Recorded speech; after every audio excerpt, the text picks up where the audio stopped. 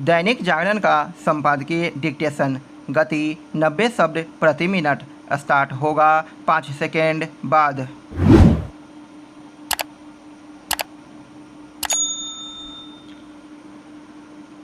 Start.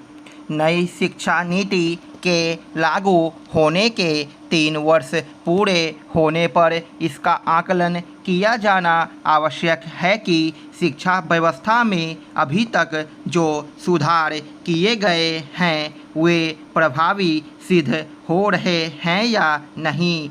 यह भी देखा जाना चाहिए कि जो सुधार किए गए हैं उनसे अपेक्षित परिणाम प्राप्त हो रहे हैं या नहीं। इसी तरह इस पर भी ध्यान देने की आवश्यकता है कि देश भर के शिक्षा संस्थान नई शिक्षा नीति के प्राविधानों को गंभीरता के साथ लागू कर रहे हैं या नहीं। यह समीक्षा इसलिए की जानी चाहिए क्योंकि इससे ही नई शिक्षा नीति के उद्देश्यों को समय रहते हासिल करने में सफलता मिलेगी। इसकी अनदेखी नहीं की जानी चाहिए कि नई शिक्षा नीति बनने में अच्छा खासा समय लग गया। सरकार का यह दावा सही हो सकता है कि नई शिक्षा नीति से जुड़ी 80% अनुशंसाओं पर आगे बढ़ा गया है, लेकिन प्रश्न यह है कि क्या इन अनुशंसाओं पर सही तरह अमल भी हो पा रहा है। इससे इनकार नहीं कि कुछ बड़े और नामी शिक्षा संस्थानों ने नई शिक्षा नीति के प्राविधानों को लागू करने में तत्परता दिखाई है, लेकिन अनेक शिक्षा संस्थान अभी भी इस मामले में सुस्त दिखाई हैं।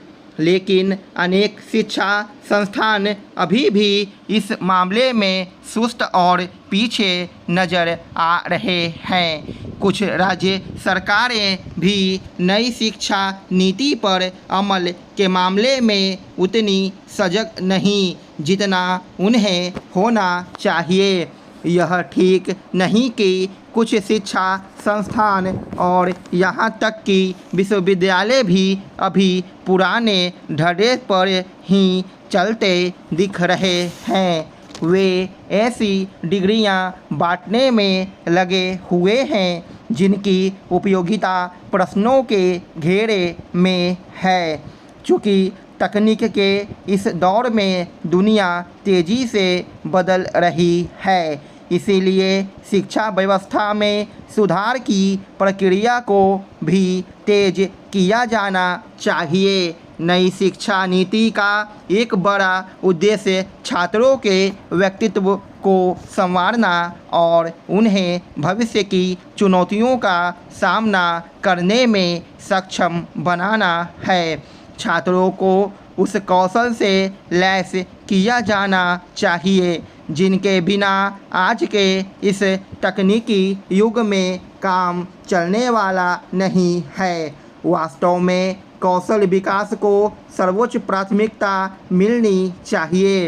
आवश्यकता केवल इसकी ही नहीं है कि पठन पाठन की गुणवत्ता को बेहतर बनाया जाए, बल्कि इसकी भी है कि शिक्षकों को इस तरह प्रशिक्षित किया जाए जिससे वे उन अपेक्षाओं पर खरे उतर सकें जो नई शिक्षा नीति के माध्यम से की गई है। छात्रों की मानसिकता के साथ शिक्षकों के चिंतन में भी बदलाव आना समय की मांग है। यह भी समझा जाना चाहिए कि प्राथमिक से लेकर उच्च शिक्षा व्यवस्था तमाम समस्याओं से दो चार है। आखिर देश भर के स्कूल और विश्वविद्यालय थोड़े बहुत बदलाव के साथ एक समान पाठ्यक्रम अपनाएं। इसके लिए ठोस उपाय क्यों नहीं किए जा रहे हैं। निसंदेह पाठ्यक्रम में बदलाव को भी प्राथमिकता दी जानी चाहिए, क्योंकि कायदे से तो अब तक यह काम हो जाना चाहिए था। स्टॉप।